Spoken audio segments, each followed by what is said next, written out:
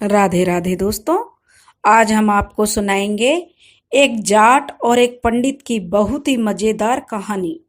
अगर आप हमारे चैनल पर नए हैं तो प्लीज हमारे चैनल को लाइक करें, सब्सक्राइब करें और शेयर करें।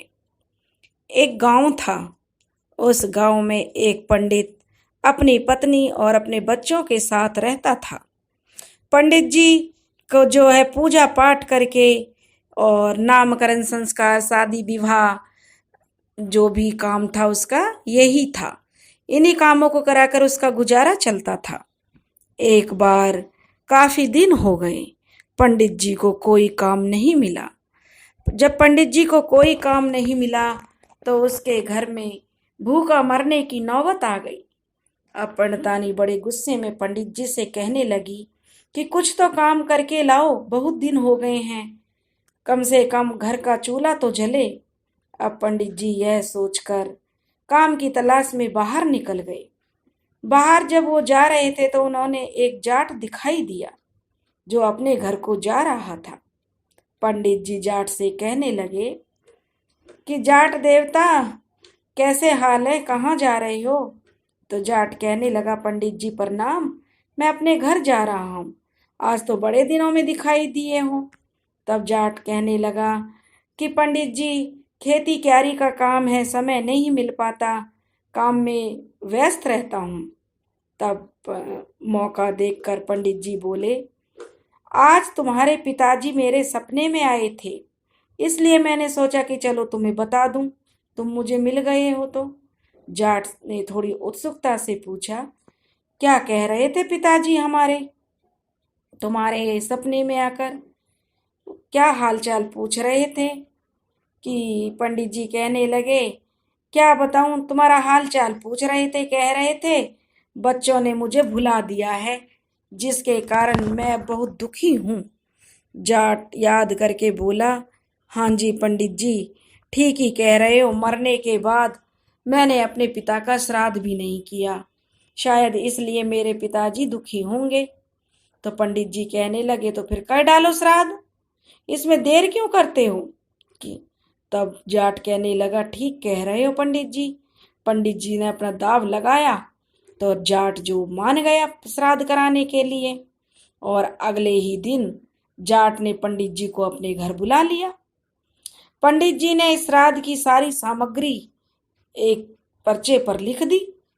पंडित जी ने अपनी तरफ से भी काफी सारा माल, सोने चांदी, चांदी के बर्तन से लेकर खाने पीने का सारा सामान, इसके अलावा पिताजी को जो जो चीजें पसंद थी वे सभी जाट के एक पर्चे पर लिख कर दे दी। क्योंकि काफी दिनों के बाद यजमान हाथ में आया था पंडित जी को, और वैसे भी सही यजमान था, पैसे वाला था, तो जाट को क्यों जाने देते पंडित जी। जाट भी अपने पिता की श्राद्ध की तैयारी धूमधाम से करने में जुट गया और अपनी पत्नी जाटनी से कह दिया कि तरह तरह के पकवान बना लेना। अब तो जो है जो पंडित जी थे मन ही मन बड़े खुश हो रहे थे कि चलो अब तो जो माल उड़ाने को मिलेगा, कुछ तो माल मिलेगा, कुछ दिन तो आराम से बीत जाएंगे, और साथ में इतना सामान है। पंडित जी बड़े खुश हो रहे थे। अब अगले दिन पंडित जी जब श्राद्ध कराने के लिए आए तो जाट ने आसन बिछाकर पंडित जी को बैठा दिया। पंडित जी बैठ गए और उन्होंने दूसरा आसन डालकर जाट भी बैठ गया, और अब श्राद्ध शुरू करने की तैयारी होने लगी। इतनी देर अब पंडित जी जो थे वो जाट को समझाने लगे कि जब तक श्राद्ध चलेगा तुम्हें कुछ बातों का ख्याल रखना है, कि जैसे मैं कहूँगा वही तुम्हें कहना है, जैसा मैं करूं वही तुम्हें करना होगा। जाट कहने लगा, ठीक है पंडित जी, जैसे आप बोलोगे मैं वैसे ही करूंगा, और दोनों आमने सामने जमकर बैठ गए। श्राद्ध शुरू हुआ। पानी की तरफ इशारा करते हुए पंडित जी जाट से कहने लगे, आचमनी में जल लेकर पहले आचमन कर डालो। उसी तरह लोटे की तरफ इशारा करते हुए जाट भी पंडित जी से बोला, आचमनी से जल लेकर पहले आचमन कर डालो। पंडित जी बोले, अरे भाई, मैं तुम्हारे लिए कह रहा हूं, आचमन तुम्हें करना है, मुझे नहीं। जाट ने भी यही कहा, अरे भाई मैं तुम्हें कह रहा हूँ, आचमन तुम्हें करना है, मुझे नहीं।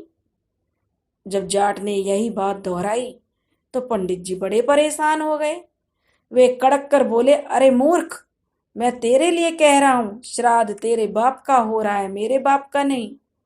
उससे भी तेज आवाज कड़क कर जाट ने कहा और पंडित जी को डपट दिया कि अरे मूर्ख, श्राद्ध तेरे बाप का हो रहा है, मेरे बाप का नहीं।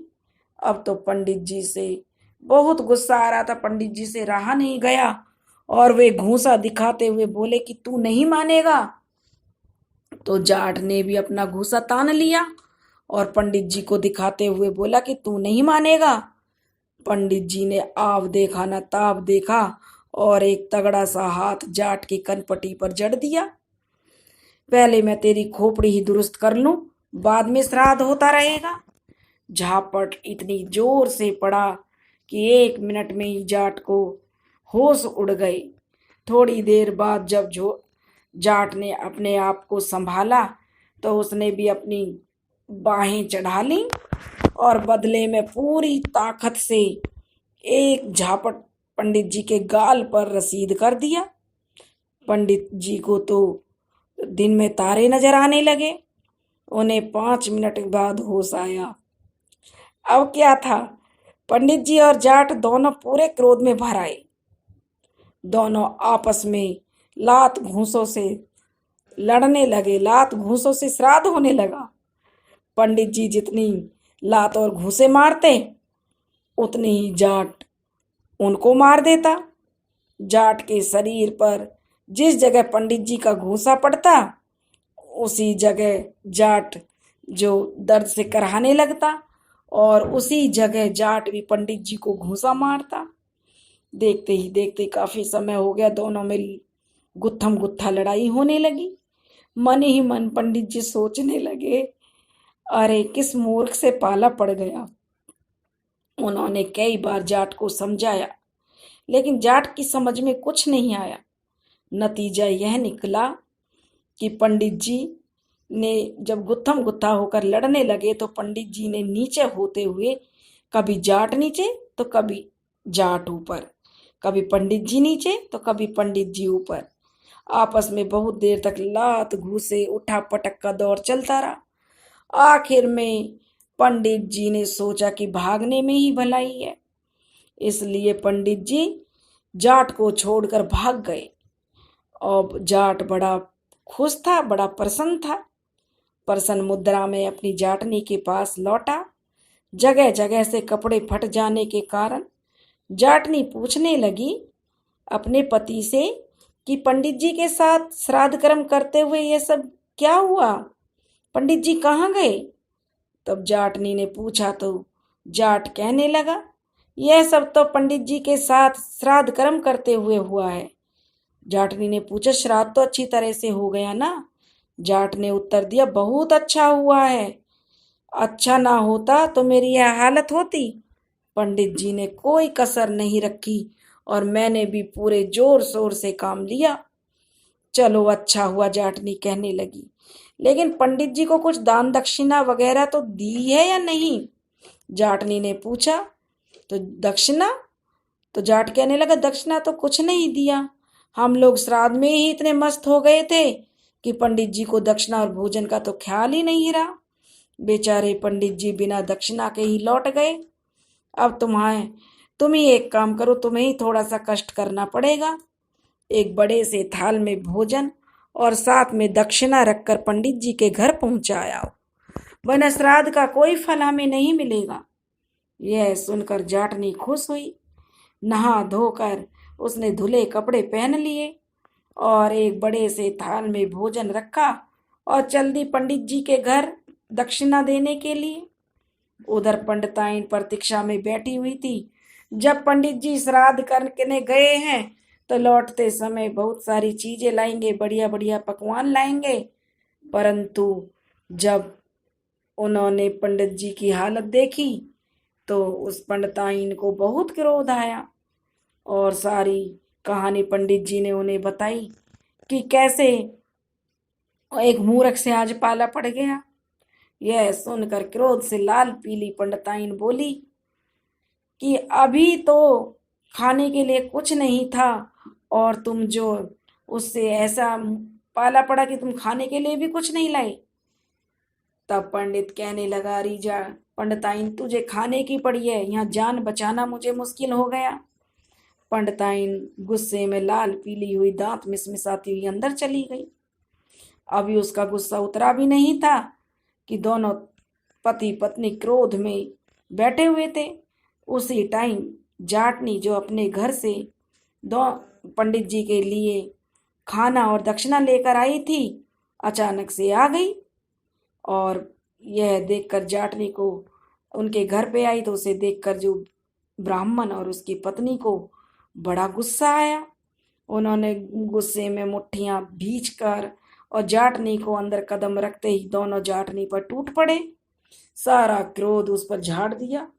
जाटनी बेचारी उनकी मार सहती रही। वह सोच रही थी कि शायद इसी तरह दक्षिणा ली जाती होगी। काफी पिट जाने के बाद वह पंडित जी के घर से निकलकर भाग खड़ी हुई। घर पहुंचने पर जाट ने पूछा कि दक्षिणा दे आई? तो वह बोली, श्राद्ध करना तो आसान है, किंतु दक्षिणा देने का काम बहुत कठिन है। तुम अगर दक्षिणा देने जाते तो मालूम होता कि कैसे दक्षिणा दी जाती है।